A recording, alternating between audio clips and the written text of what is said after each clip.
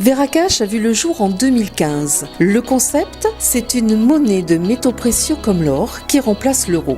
Moins de frais financiers, pas d'inflation et une monnaie d'échange rassurante. Avec Veracash, on paye ses achats et on effectue des virements. Explication avec Jean-François Faure, le président de Veracash. Veracash, c'était tout d'abord une petite carte Mastercard qui permettait de payer, qui permet toujours d'ailleurs de payer avec des métaux précieux, et c'est un service qu'on avait lancé en 2013 et qui a de suite trouvé son public parce que ça permettait de rendre les métaux précieux et donc l'épargne qui va avec très liquide, donc d'un usage immédiat. Vous pouvez vous payer un restaurant avec, vous pouvez débiter des euros dans un distributeur automatique, mais le compte qu'il y a derrière, c'est un compte en métaux précieux, donc de l'or, de l'argent métal, et ça utilisable à toute heure de la journée, partout dans le monde. Et Veracash, on est allé un petit peu plus loin. On a décidé de permettre aux gens en plus de directement s'envoyer de la matière précieuse entre eux, notamment par le biais d'une fonction qui s'appelle la fonction envoyer, donc qui vous permet de dire ben voilà, je t'envoie l'équivalent de 10 euros. Veracash, si on peut le résumer, c'est une sorte de monnaie d'échange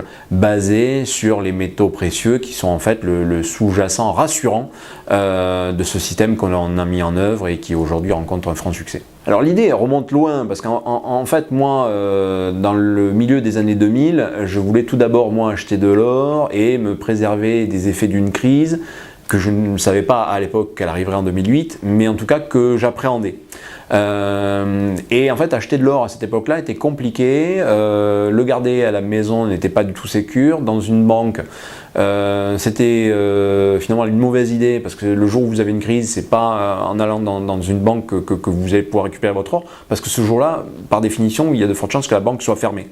Même si elle réouvre une semaine après, mais peut-être qu'une semaine après, ça sera trop tard. Donc cet or, vous avez besoin d'en avoir une possession permanente et surtout une capacité d'exercice vraiment quasiment en temps réel.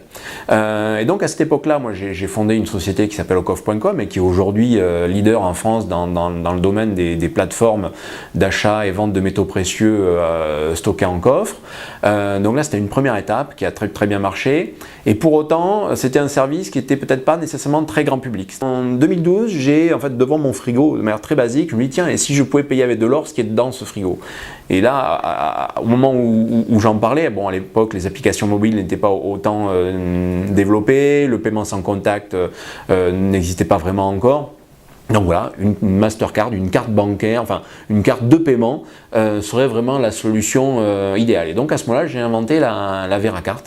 Les services de Veracash, c'est tout d'abord déjà une sécurisation de l'épargne, puisque donc ce que vous placez sur Veracash, ce sont vos euros qui sont transformés en matière précieuse. Donc à ce moment-là, vous décidez d'épargner sous forme de métaux précieux. Ensuite, le deuxième service, c'est de vous permettre d'utiliser cette épargne de manière liquide et donc de pouvoir consommer avec. Et troisième service, c'est de vous en servir en fait comme effectivement monnaie d'échange. Et là on est plus dans le one-to-one, que ce soit donc un autre particulier ou un professionnel.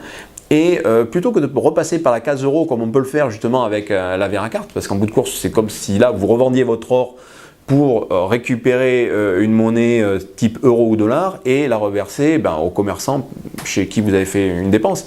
Là, dans le cadre du service d'échange, et là c'est plus grâce à l'application Veracash que l'on propose, vous pouvez strictement envoyer de la matière précieuse à quelqu'un à qui vous devez par exemple quelque chose. Donc je sais pas, vous avez un collègue qui vous a avancé un ticket restaurant de 10 euros, eh bien vous aviez justement pas 10 euros sur vous, par contre vous avez des Veracash, et bien vous lui envoyez 10 Veracash. Peut-être qu'il ne connaissait pas le service, mais comme c'est un service qui est relativement viral à utiliser, il n'est peut-être pas 10 euros près, eh bien il va découvrir que voilà, il vient de recevoir 10 Veracash, on l'incite de suite à télécharger l'application, donc il va l'installer, il va voir que c'est extrêmement intuitif, aussi simple, voire même plus simple qu'à utiliser que des services comme PayPal, Lydia, etc., qui sont déjà très connus, et sur lesquels Veracash peut apporter aussi un peu un équivalent de réponse, mais dans un univers que là, nous, on va considérer peut-être